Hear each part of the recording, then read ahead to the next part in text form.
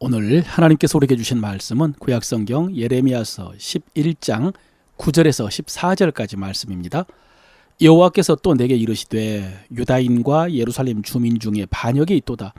그들이 내 말 듣기를 거절한 자기들의 선조의 죄악으로 돌아가서 다른 신들을 따라 섬겼은즉 이스라엘 집과 유다 집이 내가 그들의 조상들과 맺은 언약을 깨뜨렸도다. 그러므로 나 여호와가 이와 같이 말하노라. 내가 재앙을 그들에게 내리리니 그들이 피할 수 없을 것이라.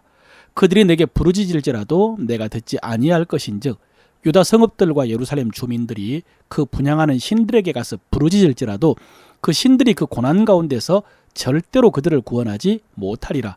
유다야, 내 신들이 내 성읍의 수와 같도다.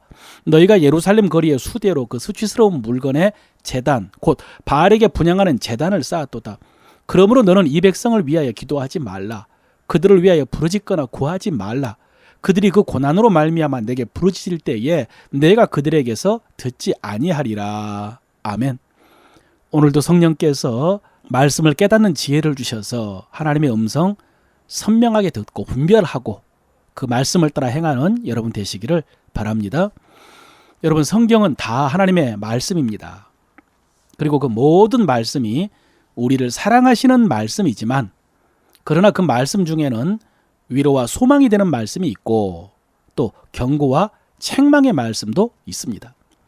우리가 잘못할 때 하나님께서 책망하시고 경고하시죠.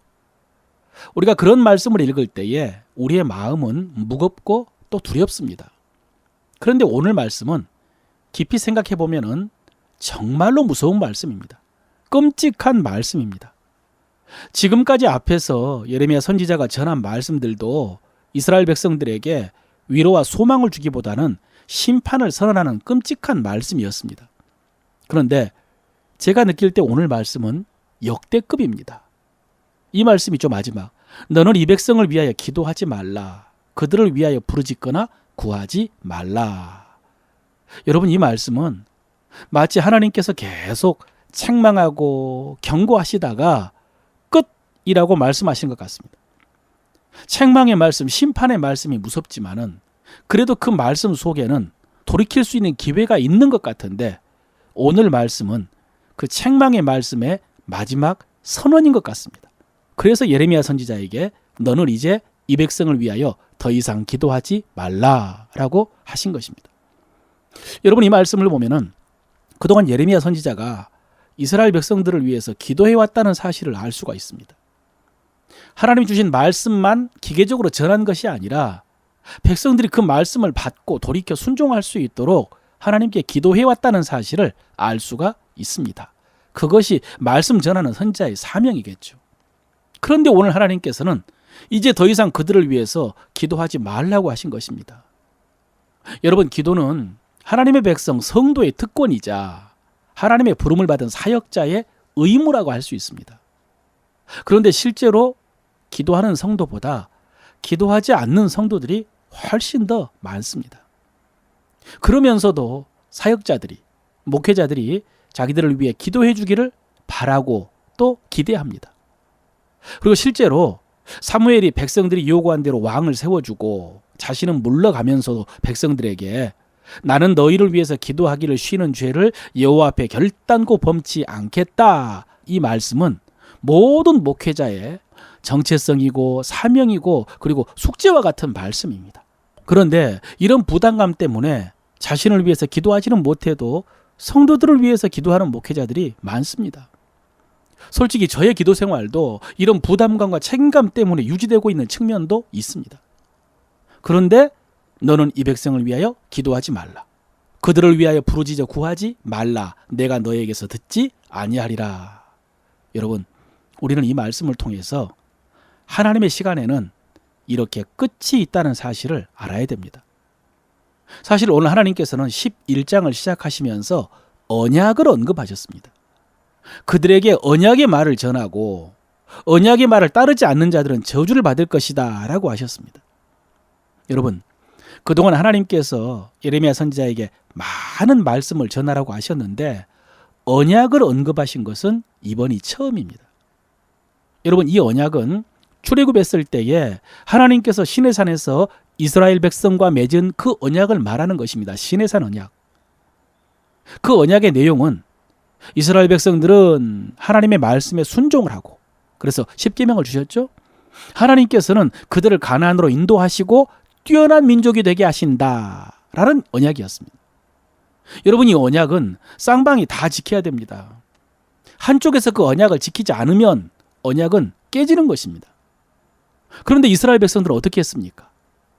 짐승의 피를 뿌리면서 그 언약을 맺은 후 40일 만에 그 언약을 어겼습니다. 시내산 언약을 맺고 모세가 시내산에 올라가서 40일 동안 내려오지 않자 그들이 금송아지를 만들어 섬겼죠. 40일 만에 언약을 깨뜨린 것입니다. 자, 언약은 어떻게 됐을까요? 하나님께서는 진노하셨지만은 그 언약을 깨지 않으셨습니다. 용서하셨습니다. 그 후로도 계속해서 이스라엘 백성들은 언약을 지키지 않았습니다. 이 계속이라는 말 속에 얼마나 많은 불순종과 반역이 있었는지 모릅니다. 역사 속에서. 그럼에도 불구하고 하나님께서는 징계를 계속하면서도 그 언약을 성실하게 지키셨습니다. 그래서 그랬는지 이스라엘 백성들은 그 언약이 계속될 줄 알았던 것 같습니다. 북이스라엘이 멸망하는 모습을 보고도 그 언약은 계속될 줄로 알았던 것 같습니다. 그런데 아닙니다. 신약성경에서 베드로 사도가 말한 것처럼 하나님께서는 천년을 하루처럼 기다려 주시지만 그러나 주의 날이 도적같이 임할 것입니다. 오늘 너는 이 백성을 위하여 더 이상 기도하지 말라, 이 말씀은 바로 그 날이 왔다는 말씀입니다. 여러분, 저는 오늘 말씀을 묵상하면서 예레미야의 마음이 어땠을까를 생각해 보았습니다. 그리고 예레미야가 어떻게 했을까를 생각해 보았습니다.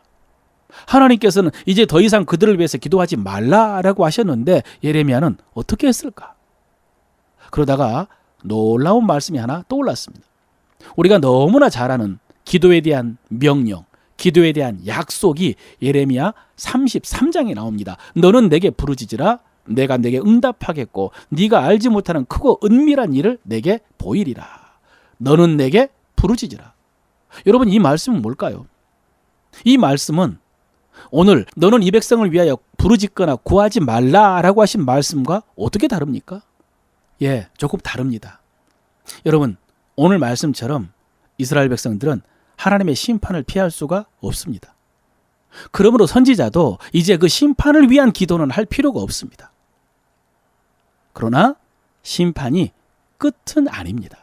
예루살렘의 멸망이 끝이 아닙니다.